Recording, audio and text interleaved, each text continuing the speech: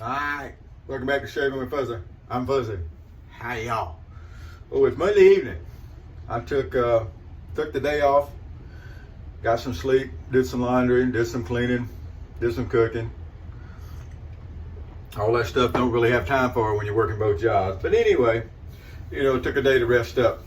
So it's always nice. But now I got to go into work tonight, so we got to do a little shave. Day's growth or so is all that's there to trim off. Nothing big, but it's Monday. So last Monday we did the no menthol Monday, and today we're going to do the double menthol Monday. So I dug out some Omega cream. I guess I need to go ahead and finish this one up. It's getting down to where there's not very much left. This not only has menthol, but it has the eucalyptus oil in it, which is really, really nice. Like the Perazzo Green has the eucalyptus and menthol. This is the Omega that's the same way. Really nice, really nice. I think the eucalyptus actually has a better cooling sensation, a better feel than the menthol does. And then we're going to have some extreme old guy stink tonight with the original skin bracer by Menthol skin bracer. So here we go. Razor, the 1907-ish Ever Ready.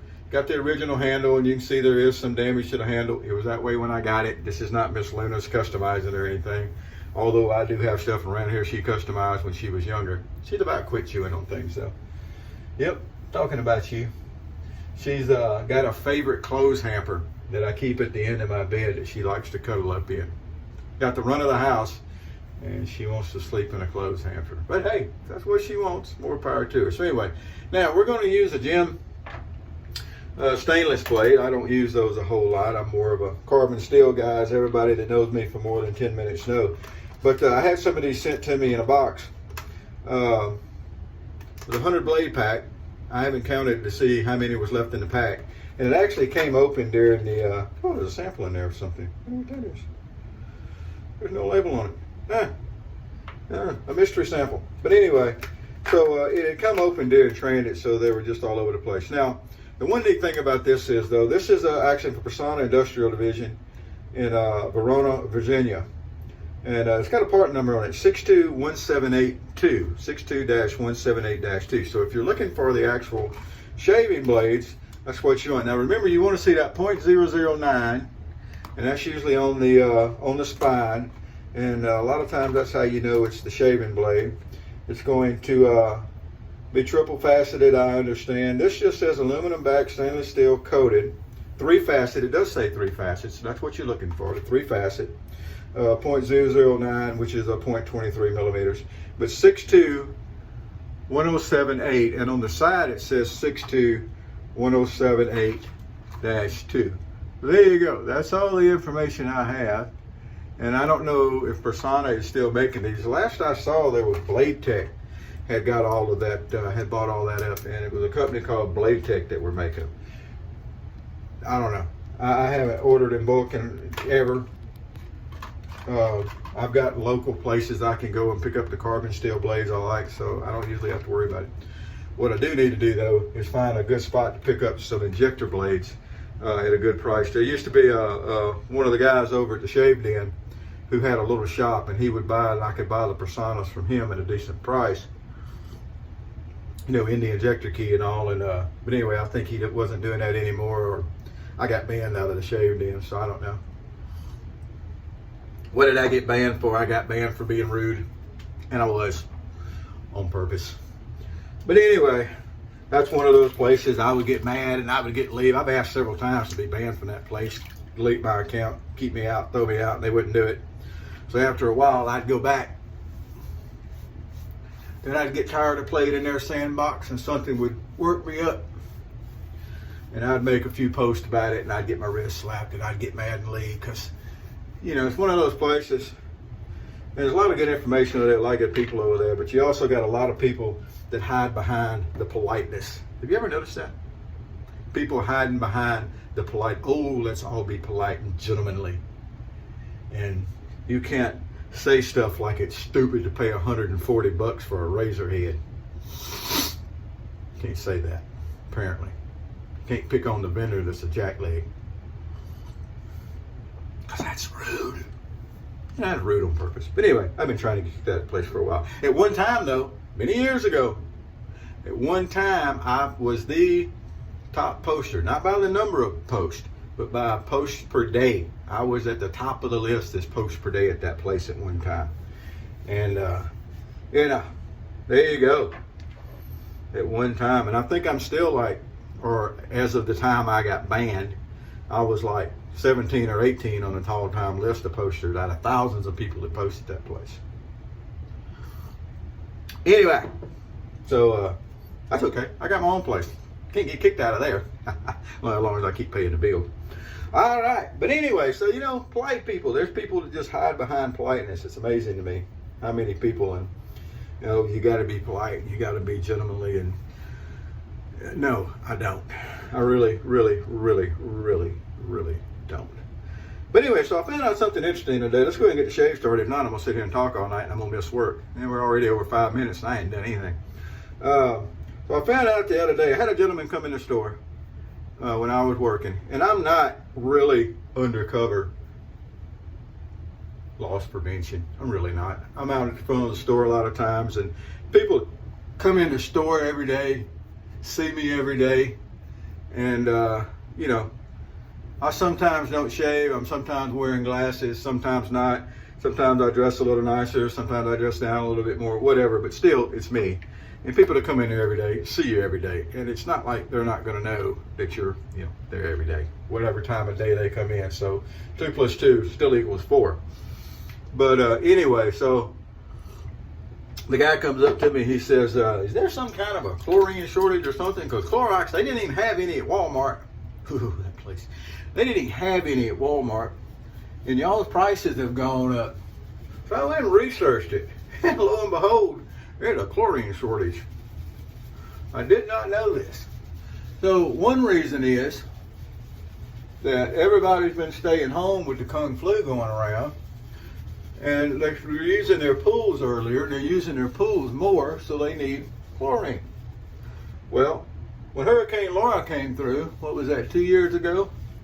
My sister will remember because it destroyed her house. But anyway, when Hurricane Laura came through, there was a big plant fire in Lake Charles, Louisiana.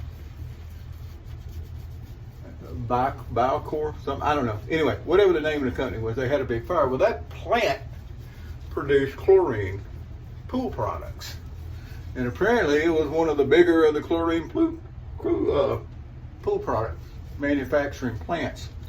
So losing that one plant threw a kink in everything, and then everybody using more, the ban went up with people being home and using their pools and stuff more. So what happened is it's hard to get the pool chlorine tablets and stuff. So the pool people go into the store and they're buying jugs of Clorox or generic bleach or whatever, you know, they're buying jugs of bleach. And of course that means there's less for the people that want to use it to keep their clothes clean. And also, with all this stuff been going on, people have been using more bleach for disinfecting. Bleach is an effective disinfectant, apparently. Who knew? Okay, everybody knows that. This is such a nice cream. It's, over time, it's thickened up a lot in the tube, but that has nothing to do with how well it works. Same way with, I've got these tubs of Toad soap. I'll take just a second, we'll digress. And they have come down to a different consistency. They dry out over time. They still make shave leather, and they still do fine, and they still have great scents, and it's all good. Now I use too much of this cream actually, so now I'm having to thin it out. I add more water than I normally would because I got a ton of cream on, but I was sitting there talking when I was putting the cream on. But anyway, so I thought that was interesting. One plant going down, and then a little bit of an increase. Well, you know, it's probably not a little bit of an increase in demand. It's probably a lot of an increase. Now, I usually find these stainless steel blades to be sharp on the first, they're sharp, but I usually find them to be pretty harsh on the first shave. Unlike the carbon steel that are smooth from start to finish, this blade is not going to be any exception. It's cutting really well. It's doing a really good job, but you can definitely feel the harshness. Now, some people say, oh, palm strop it, or cork it, or belly strop. That's what JR does. Belly strop. He's got a video. You can look it up where he belly strops a blade. And he wears the A shirts. I'm not going to be politically incorrect and call them wife beaters. he wears the A shirts and he straps them on his belly, and he says that gets rid of the harshness. Personally, I've never found any of that effective. Plus, you're telling people to play around with razor blades, and most people can't do that without cutting themselves. So I say, yeah, if you're going to use stainless blades, just put up with the harsh shave, the first shave or so, and then you get a bunch of shaves out of it. Now, I'll also agree that you're probably going to get more shaves out of a stainless blade than you will out of a carbon steel blade. I don't count shaves. I use a blade until it doesn't work anymore. I've got 3 or 4 blades over here on top of my, where I keep my razors. It's actually a cigar rack, pipe rack. And I use them until they tell me they're done. I don't keep score, but I'm pretty sure from what people have said, people that I trust their opinion will tell you that you get more shaves, and it's quite possible. I like carbon steel. I think it's a better connection to the past. It's more traditional. And a lot of times that's important to me. So there we go. So Big D was telling me that he used to use the Mamara aftershave that we were talking about from Turkey, and he liked the number 3. So I'm going to get some more of that because I really enjoy it. And it's a high alcohol content, but I've got a pretty tough face. I don't know if it's actually cast iron, but it's probably pretty close. And I'm gonna get some more, so I might have to try out the number 3. I was just randomly gonna pick up another bottle or so. It's pretty classy because it does come in a glass bottle, where most of the stuff you get these days, it's plastic. Now I understand glass is heavier, it costs more to ship, it costs more to make probably. And if it breaks, it's more mess to clean up, but you know, at least glass, when you grind it down really fine, it's kind of like sand. It's not gonna be in the eco chain forever like plastics do. And to me, I think that's a pretty good thing. Although I'm not a tree hugger, I don't really buy all into the we're causing climate change, and climate change is causing all the. I don't really buy into that. What do you mean you don't buy into that? That gives people ticks.